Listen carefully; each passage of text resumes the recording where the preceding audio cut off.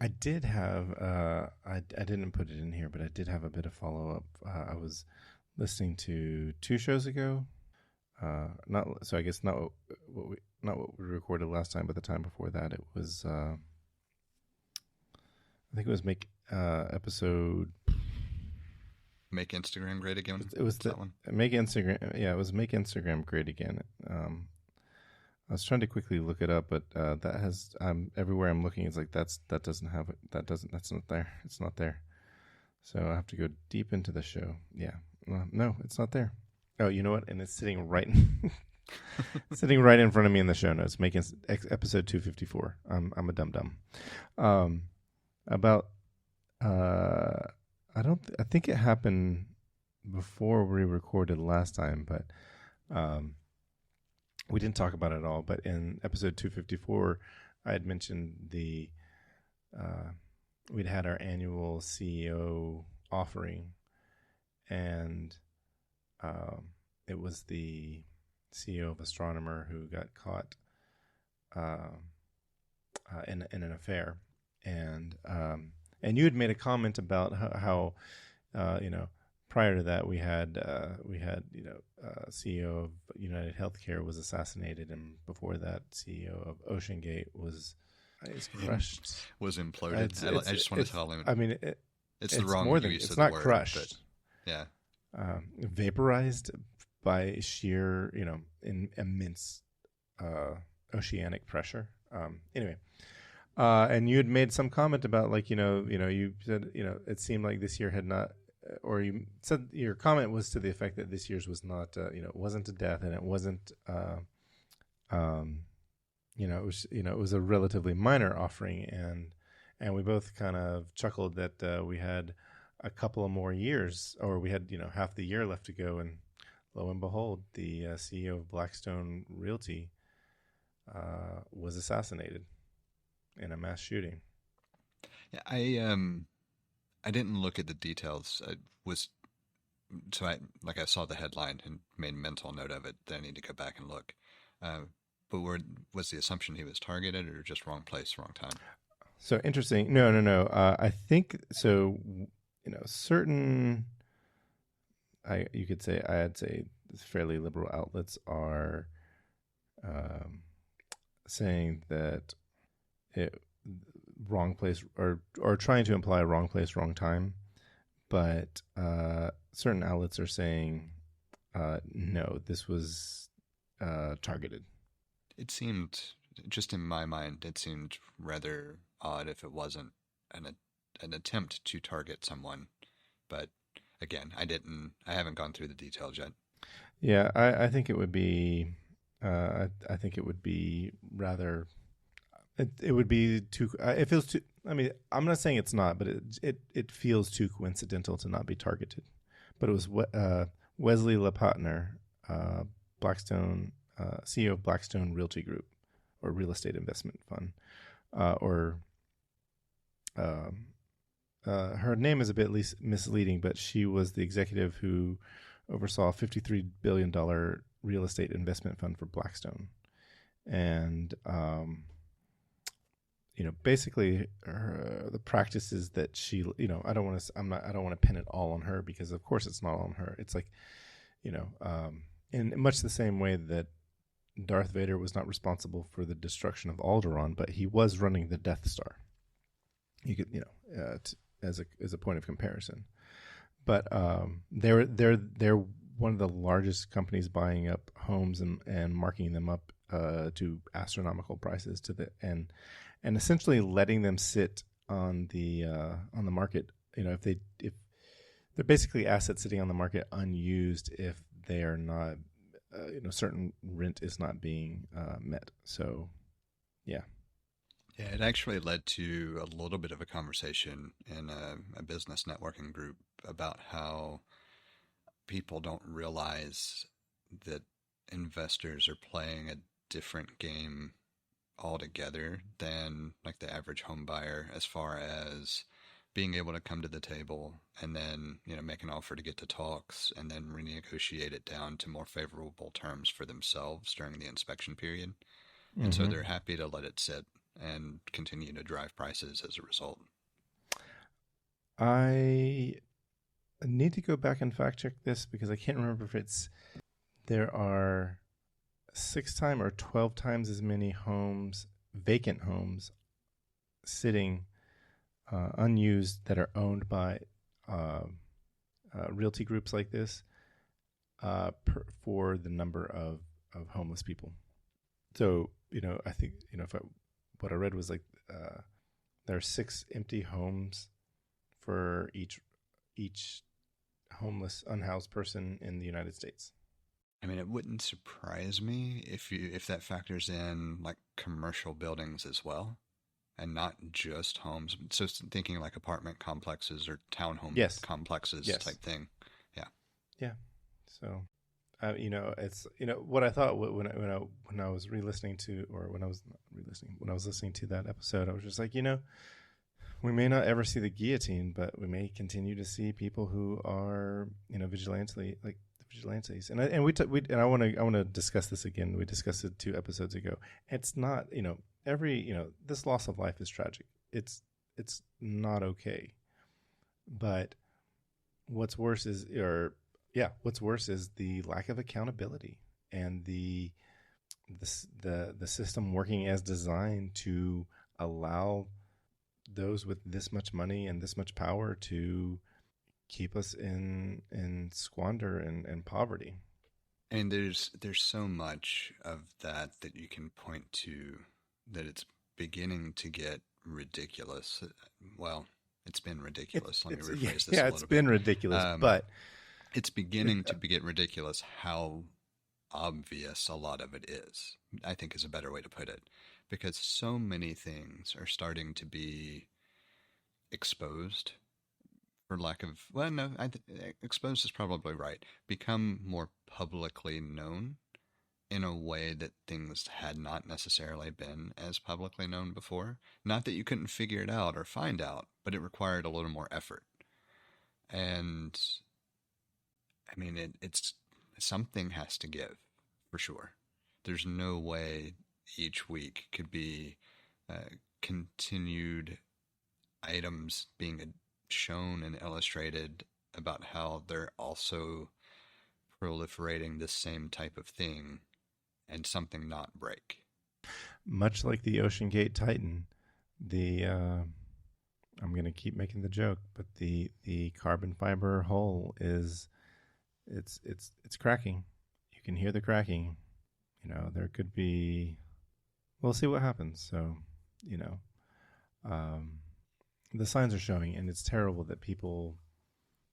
First of all, it's terrible that people are behaving in this way. People are purposely, I love that comment. It's like the only reason that you should, or the idea, the only reason that you should be looking in your neighbor's bowl is to make sure that they have enough. And what we have here is people looking, not just looking into their neighbor's bowl to take as much as they can. They're looking, they're looking to make sure that you can't even have a bowl. You don't even get a bowl, creating a bowl scarcity. I mean, you could draw the same parallel to the current gerrymandering drama, which I really kind of hope it becomes a petty, you know what, fine, we'll play that game from the other side of the aisle just to see how it shakes out. But we'll see, all to be determined. But speaking of, I've also seen some fraying of the political establishment in ways that I didn't expect. For example, I found myself agreeing with both Marjorie Taylor Greene and Josh Hawley in the past 2 weeks, which I never saw coming, and disagreeing with Cory Booker in the past couple of weeks, which I didn't see coming. And so it's interesting to note that even those who try to put on a face for the people either occasionally get something right or occasionally get something wrong, but all of them are still playing the same corrupt game. Yeah. And that's the part that everybody has to realize. And I would say that over the past couple of years, we probably we haven't intentionally not called out that they're all playing a corrupt game and they're all messed up in some way, shape, fashion, or form.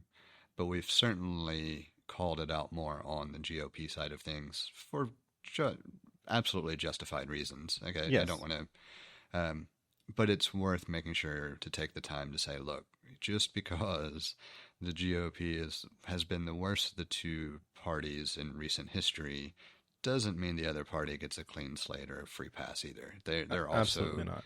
just as much to blame for a lot of the fucked up stuff. It's a bought and paid for Congress, not a Yes. bought and paid for GOP Congress, not a bought and paid. Yeah, it's bought and paid for Congress. The Yeah. whole And lot of so, them.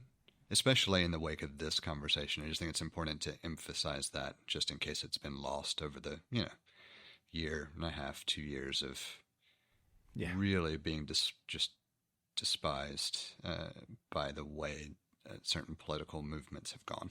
Yeah. No, I wholeheartedly agree. I don't, the D and the R don't matter. What are you doing? And if you're doing good or you're doing bad. And all of us should be trying to do better. That's the thing that just, I don't care how good you think you are, you can be better. I don't care how bad you think you are, you can be better. It's the awesome proposition of just trying to be better. I did also have a piece of follow up. When we were talking last week, I could not remember for the life of me the Yeah. building, baby shower thing, etc. And I was present for sure, and I remember bits and pieces of it after trying to figure it out when I talked to Emily about it. It was a sort of a baby shower for not being the baby shower, and so it was celebrating Jacob and of course at the time, hey, having not been born. The thought was to treat it as a baby shower, but it was separate from the quote unquote official baby shower Yeah. that she had here, Okay. which is why I was getting somewhat confused. That makes But it was sense. in the old apartment, or I guess you'd call it apartment loft above the old Motion Mob's office, where founder and her ex lived at the time. Okay, so that was where they lived. Yeah, they lived in the loft above the actual commercial space below. That was a cool space. Yeah, I thought it was really neat too. It's the kind of place I would love to have. Me too. Me too. I looked at one we looked at a space. It was an unfinished space similar to that in 2022, and it was a center space, so it wasn't even like it wasn't a corner. It wasn't the corner unit, and it was big and it was really cool. But just like unfinished, it was over $500,000. And then the neighbors, the neighbors, they're like, "Hey, do you want to come see ours?" And like, "Yeah, sure." And we walk in. It's like one of the most luxurious places I've ever seen. It was beautiful. All the materials were, you can tell when something is quality and when something is just trying to mimic quality. And all of this was quality. And they had the top built out, like they had done construction on the top of the building, and they added an additional floor on the top of the building so that it was an indoor-outdoor space. It was amazing. And then they pointed out the neighbor that was on the other side of the unit that we looked at, and it was, I'm trying to remember what it was. They had that person had put a hot tub.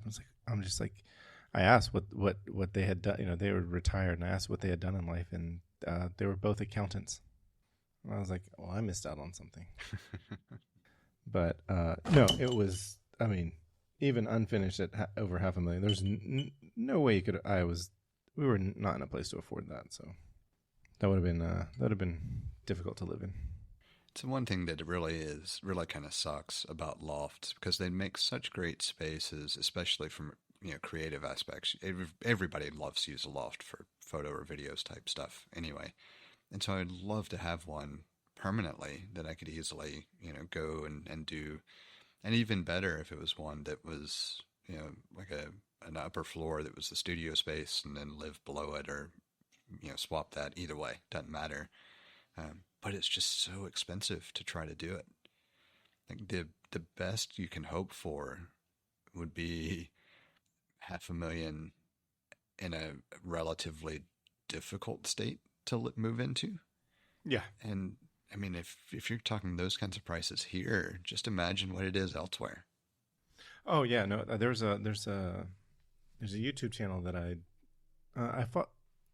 don't follow it on a regular basis, but I look at it from time to time. And this guy was living in he was a lawyer that was living in Chicago, and he left his job as a lawyer because he was doing better as a YouTube content creator. And so during COVID, he ended up buying an entire building.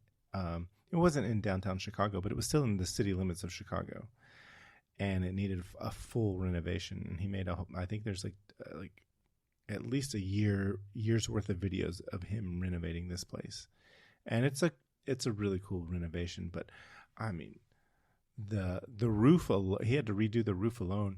I want to say that was 6 figures. I believe it.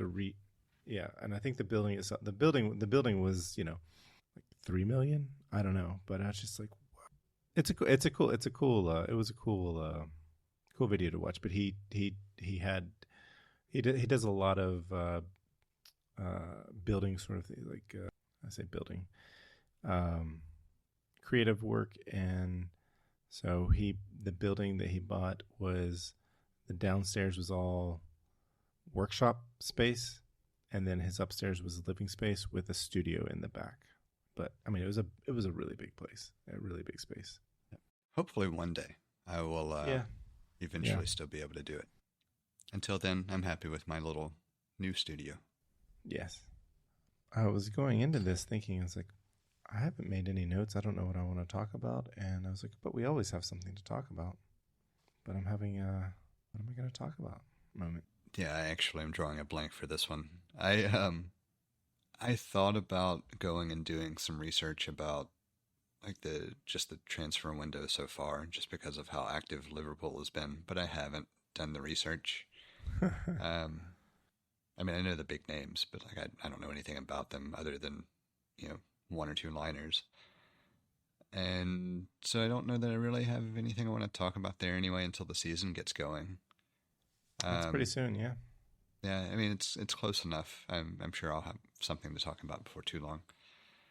I did consider bringing back up the content question, as I've gotten at least some forward progress going on the other stuff for a change.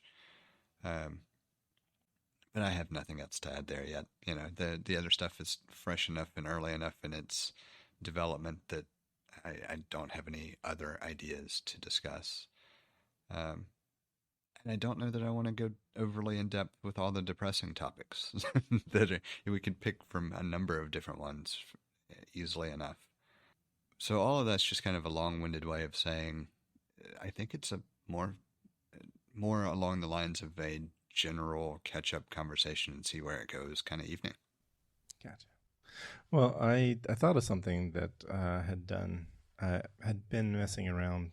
I mean, I say messing around with different AI prompts, and when I say prompts, that's just like different questions. It's an interesting way to live. It feels like when you started, when you first started using Google, and it was like, wow, this is a great way to search, and it's like, wow, this is a great way to collect information, or it's a new unique tool. And I know that there's been plenty of talk about it, but it's fun because it feels like it passes the Turing test. I mean, there are certain things you can look at and be like, oh yeah, that's the M dashes that ChatGPT uses. Like you see that in writing somewhere. Like, yeah, that was somebody that's something from ChatGPT. It's also interesting about how when you talk to these ChatGPTs, it seems like you never have a bad idea. They're never critical. They don't. It's like you have to remember they don't know what they don't know. They're always going to give you a response. There's never going to be I don't know. There's always going to be something, and that's and I think that's early on, you ended up with the hallucinations of how do you keep cheese on your pizza, and they say glue. So yeah, it's interesting. But I took the time to ask it a question that I don't know that I really could have gotten this kind of answer prior to these large language models. And I thought I'd talk about that because I think it's just generally an interesting question, and see where this conversation goes. But the question I had was, I'll read it. I'll read it verbatim. I said, "Can you confirm for me if current thinking by physicists and astronomers and other relevant intellectuals about time travel to the past would it violate the law of conservation of mass?" And the law of conservation of mass is or it's actually it's now I think it's now conservation of mass energy, and that is that energy and mass cannot be created or destroyed. So if the molecules in my body today are in my body today, if I were to attempt to, if it was possible to time travel back in time relative to where I am in time today, those molecules presumably are somewhere else, not necessarily in my body, making it impossible to, I'm wondering if it's impossible to time travel backwards. I don't know if I have a response to the prompt. It's an interesting question. I guess I don't have the knowledge to differentiate whether that would be accurate. We'll just spitball it here. So my gut thought would be that an argument could be made that you from present going back in time is still technically you from present, just relocated, thinking of time as another dimension to be, manipulated or transited. It's Is that the type of response you got? Well, the short answer was yes. Traveling to the past, as traditionally imagined, would appear to violate the law of conservation of mass energy, which is a foundational principle of physics. But then it wanted to unpack it more, and because it's not necessarily a straightforward yes or no. Because I guess maybe to think about it in a more obvious terms. I'm trying to think what I know. I feel like it may be too obscure of a reference, but in the third Cloverfield movie, it was no good. It was a Netflix film. It was not as good as the first two. The first one was okay, and the second one was 10 Cloverfield Lane. I really liked, but the third one was. Yeah, but I can't remember. I don't think it was necessarily time travel, but they were teleport. So to compare it to if you were to teleport in the wrong place, whether it's something from Harry Potter where they do whatever teleportation they do there, or you think about Star Trek and them teleporting and having to calculate things, and there's a great scene from the new Star Trek movie, but that was 16 years ago. Scotty had to, he likened it to it's like I'm trying to catch a bullet. I can't remember the exact phrase he used, but I feel like time travel is similar. If you don't do it in just the right way, if you didn't teleport in just the right place, you might teleport yourself into a wall. And I feel like comparably, if you went back in time, where is all the material that makes up your hand? Is it somewhere else? Is it in somebody? Are those proteins? Are those molecules that make up those proteins in somebody else's hand? And so, I don't know if it's too dry, but I can read the response I got. I found it interesting.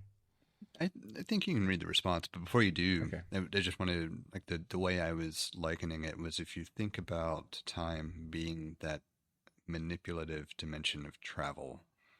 To we think about distance easily enough. So if you thought about time as being just a different way you could travel, then you can make the argument that the molecules or the matter that exists that make you today would move along this plane of existence that is time, and so it never was deconstructed or reconstructed. It was just moved across that dimension for the sake of the argument. So we at this point in time, we do not recognize time as a dimension that you would move like that, or a plane of existence, or whichever way you want to think of it, because it's a bit of an abstract concept that we've defined. But my response was predicating thinking of time as that other way to move existing things, much like distance would be in our current knowledge and understanding. Well, I think, yeah, I what you're getting into kind of makes me think of like we're in a dimension where we just don't get where it just seems foreign to us, and we it's difficult for us to understand that thing. And because like if you think about a two-dimensional being and you put a two-dimensional being inside of a box, and for them they have no way of getting out of the box, and whereas we can look at it like, oh, you just need to move yourself over here. You just step over the box. You could say step over that line, and then you'll be out of the box. And to a two-dimensional being, there's no way that they, or that's an incredibly difficult thing to grasp. Whereas if a four-dimensional being would maybe be able to try to explain it to us, it may make complete and total sense to them how they would move through time. It just doesn't work for us. So I do find that concept interesting, that there is, it just may be a limitation of our understanding of the world, because we are essentially talking about the fourth dimension, and we're two-dimensional beings. I mean, sorry, three-dimensional beings. At least for now. Yeah. I was gonna say that's kind of what I feel kind of that what you said made me think of that. So yeah, that's a good way to categorize it, in a way to relate it to something else. Definitely the same general concept that I was trying to convey.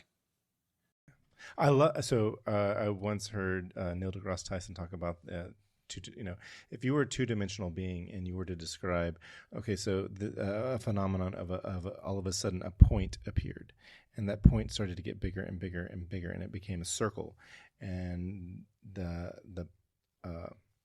point became a circle, and the circle got bigger and bigger and bigger, and then it started getting smaller and smaller and smaller until it became a point again and disappeared. And it's like that's a crazy phenomenon to a two-dimensional being. And then if you were to say, as three-dimensional beings, we could say, oh, that was just trying to how would you explain that was just a sphere passing through your dimension? Like, it makes sense to us that like what a sphere would look like, but to a two-dimensional being, they would describe it the way that I just did, and the concept of a sphere is not something that would be easy for them to grasp. So I thought that was a nice little discussion to sort of understand the paradigm shift. So if you go down a dimension versus, and then think about how that they would, we can grasp that, and then okay, well, that's what's happening to us when we start to try to talk about dimensions above our own. So yeah, I think the other thing that they had mentioned was like, if you were a fourth dimensional being, it might be no problem for you to see all of the insides of your body in one go. I'm almost like it's like one of those things, like I grasp the concept, but it's foreign enough to me that I still having difficulty explaining it. So, but I'll tell you what ChatGPT said to me, and I'll break it. I'll go down in sections and see what discussion comes from that. But the first thing it said, it reiterated the law of conservation of mass energy, and mentioned that in modern physics that mass and energy are considered interchangeable, and that's based on Einstein's E equals mc squared. I don't know the physics behind that, but that's I think it's a generally accepted premise. Anyway, it says that the total amount of mass energy in a closed system remains constant over time. You can't create or destroy energy or matter out of nowhere, and that concept is where I'm coming from. But I like that it pointed out in a closed system, and so maybe the universe is not a closed system. So I'll keep going. Or maybe Um, time isn't a closed system. yes, exactly, exactly. And I going on another tangent here, but I also find it really interesting that, and this is what kind of like bends my mind a bit, and it's like fourth dimensionally speaking, time is much like space. It's there, and the concept of how we experience time in a linear progression is not actually how time operates. That's just our perception of it, and it's more like space. Time is, to the extent that like often when talking about it, they refer to space time, and because they're linked together. Space and time are linked together. So anyway, ChatGPT continued with, so if you time travel to the past and suddenly your 80-kilogram body, and that's a I can't remember the last time I weighed 170 pounds, but anyway, it said if your 80 kilogram body popped into existence in the year 1820, you'd be adding extra mass energy to the universe at that moment, which wasn't accounted for in the original 1820 timeline. So that would be a violation unless the mass energy came from somewhere else, but then you'd have to explain where it was taken from and how. Or the universe is not a closed system in the way we typically assume, or you're traveling through some mechanism that preserves conservation laws in a clever hidden way. So, what theoretical physics says. Physicists don't have a working theory on time travel, but there are several speculative ideas, and they all run into big problems. And that is to say, I think generally speaking, physicists accept that forward time travel is definitely possible. And I think that if you think, if you thinking about the law, thinking about general relativity, we know that the faster you go, time passes differently. And I recently saw something where they calculated how many hours had passed on the planet that was close to the singularity in Interstellar since that movie's been released. So that movie's 11 years old now, and they were saying that only a few hours have passed on that planet since the movie was released in Earth time. I was amused by that. So anyway, general relativity allows some forms of closed time-like curves. So Einstein's equations allow for weird space-time geometries like wormholes or rotating black holes that could, in theory, loop back in time. But these solutions are highly idealized and might not be physically realizable. They often require exotic matter, stuff with negative energy density, to stabilize. And it's not clear how conservation laws would work in these setups. But in theory, if you're moving through consistent geometry, the total mass energy could remain conserved from a 4D space-time view. And that's kind of what you were... Sorry, I didn't expect the case to drop. Yeah, I find all of it fascinating, but I also find that as we get into those types of discussions, I have just little enough knowledge to understand why I hold some of the theories I hold. But one of the things that I can't help but always come back to as a way to point to, if time exists, then it can't exist the way we currently picture it, is that Right. as we currently use it, it's clearly a 100% man-made construct. We defined time to be the observable passage of something that we don't actually have defined. Because we could turn around and redefine the clock, and we are manipulating time without actually knowing what it is we're manipulating. Yeah, we're just manipulating how we perceive it or how we define it. Maybe it's better. Yeah, we don't actually manipulate time at all. Right. And so, like, anything that we can point to and say, this is the symptom of this thing, but we can't actually do anything with the thing itself, we just don't understand yet. And so that has always been my just kind of finger in the air argument for why, well, it's not argument for why, debate point on how you can never win the debate on whether time is a dimension that we can move through if we understand it further or not. Most people give up when you start going down that path of manipulating the observation or definition of time as being the only thing that we can do, and we don't actually understand anything other than the fact that it measures the ongoing passage of something. Yeah, and it made me think. That makes me think, and I'm sure it's been said before. I know that, and that is that when we talk about contact and why we haven't made any with other intelligent life forms, it's like, well, possibly because they are not this three-dimensional beings. I feel like when I was talking about a sphere passing through a two-dimensional space, well, we're quite superior in understanding that what's occurring relative to the two-dimensional being.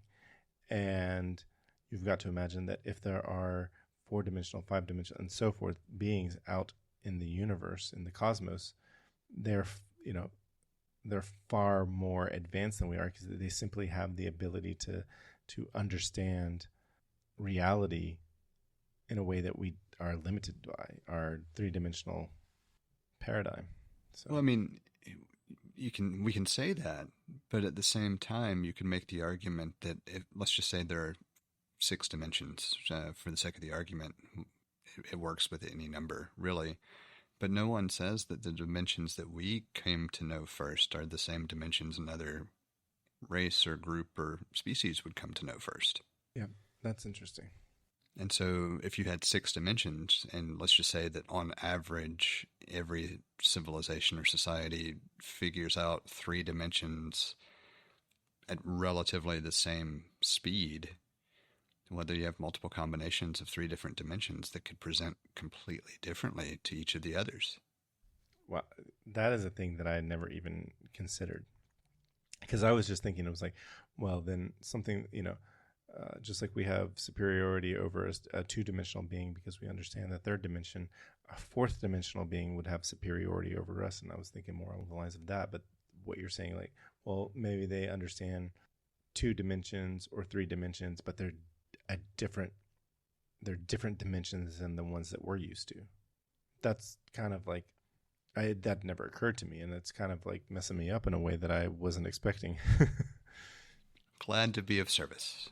Oh, no, I love it. I love it. Because I'm going to go do this to somebody else. I know.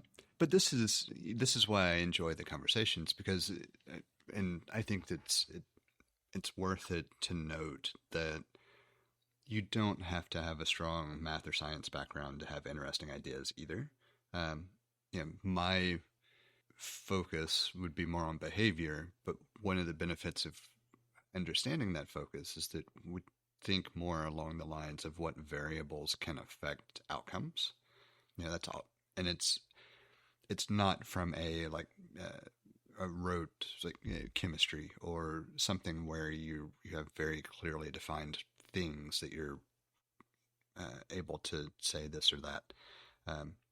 With behavior, especially with larger group studies where you're trying to control variables for all sorts of different things, it's easy to start thinking in abstract concepts of what combinations of things could mess this up. And even if I don't understand a lot of the science behind it, it's easy to then say, okay, well, understanding what I do, what could I combine that would make this an interesting question? So generally, I'm pretty good at least throwing a curveball at somewhere in the conversation. Yeah, well, I think when you look at alien movies, or you look in contact movies, I think that's a good comparison. It's really easy to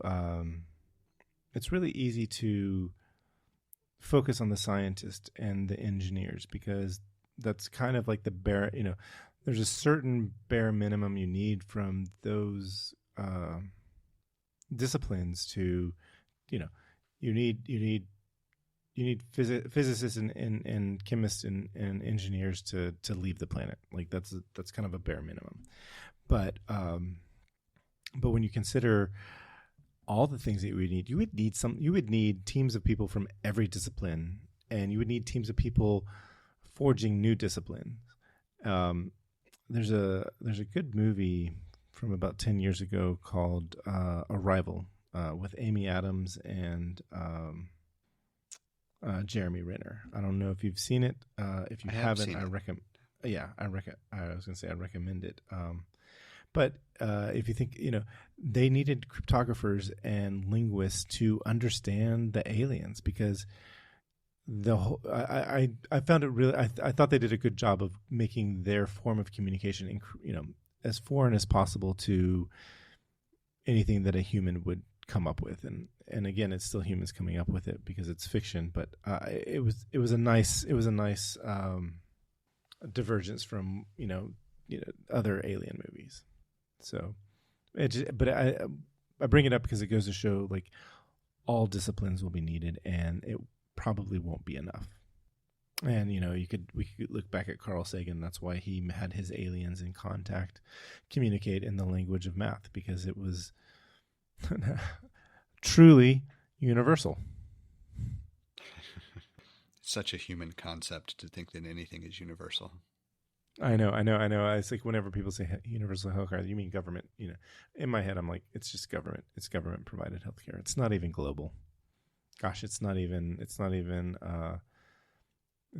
continental. So, much less hemispherical. So, anyway, I'll continue with what ChatGPT said, because I found it interesting, and I think what I followed up with was interesting as well. And anyway, it said from the universe's point of view as a whole, if you go back in time and had already always been there, like a loop, maybe conservation is preserved, but it demands that your presence in the past, it was already part of history, which raises philosophical problems. In quantum mechanics and multiverse theories, some interpretations, like the many worlds interpretation, suggest that you travel to the past. You're actually entering a branching alternate timeline, not your own past. That way, you are not violating the conservation in your original timeline, and the timeline you're entering includes your mass energy as a part of its own history. I think they kind of delved into that in the Loki show, the first season of the Loki show. Anyway, this gets around the conservation issue by assuming you're not really affecting your own past. You're jumping to a copy, which is a lot of science fiction and fiction treats time travel by branching timelines. Anyway, ChatGPT said the bottom line was, if you were to travel to your own past, the way it's usually portrayed in movies, it likely would violate conservation of mass energy unless you can somehow make up for that added energy or account for it in a bigger framework, like a multiverse or an already self-consistent loop. Physicists aren't convinced any form of time travel to the past is possible in practice, partly because of these paradoxes and violations of physical laws like conservation, causality, and thermodynamics. If you want to break it down, then it asked me if I wanted to break down specific sci-fi movies or how they. But what I did instead was I asked ChatGPT to critique its own answer. And that was fun. I saw somebody that suggested that you ask ChatGPT to critique certain answers, especially from important questions, and see how it tells you how well it did, which is interesting in and of itself. Anyway, so when it critiqued its answer, it said the strength in its answers were, I directly answered the user's question that yes, time travel to the past would appear to violate the law of conservation of mass energy while giving nuance that's helpful and accurate. The contextual framing was a strength of it, and it connected, ChatGPT said they connected the conservation issue with broader physics, general relativity, quantum mechanics, showing that this isn't a simple misunderstanding, but a genuine tension in theoretical physics. Its third strength was balanced presentation. They said they didn't overwhelm. They said to be overwhelming. They flagged the speculative nature of time travel in physics and didn't present any model as definitively real or practical. And finally, it said it broke down. Yeah. Okay. That's just the formatting. The modular structure, discussing the formatting of how. But then they said weaknesses and missed opportunities. Could have been more precise about system boundaries, and it said that Time travel would add mass energy to the past and thereby violate conservation. But in general relativity, conservation law applies to local interactions in space-time, not necessary to a quote-unquote global accounting across time loops. It could have acknowledged that conservation in curved space-time is trickier, and that in general relativity, energy conservation is not always globally well-defined in the way that it is in Newtonian physics. I like that it kept using globally. I think zoom out, we're way past Earth. I mean, especially with regard to sciences. I mean, but how, I guess I kind of get from an answer standpoint, how else would you phrase it when it's a global knowledge set? Right. So I can come up with some semantic arguments just for the sake of doing so, but even then, I think I would agree with the way it phrased it. No, I don't disagree with the way that it phrased it. I just am amused by it because we're talking about things that are beyond. It's so much bigger than Earth, I suppose, but at the same time, it communicated exactly. It communicated exactly what it needed to communicate. I didn't have any misunderstanding of what was said there by the term global. So, truly, communication is more important than correctness. And this was a good example of that. Then ChatGPT said that they touched on conservation and causality, but skipped over the second law of thermodynamics, which I believe the Newton's police might need to issue a citation. It stated that it's a huge issue in past directed time travel. If someone goes back in time, are they carrying entropy with them? Does it allow for entropy to decrease locally in the past? That's another key reason physicists are skeptical of backwards time travel. It was a fun little practice. I never would have thought about telling it to critique its own response, but that it makes sense.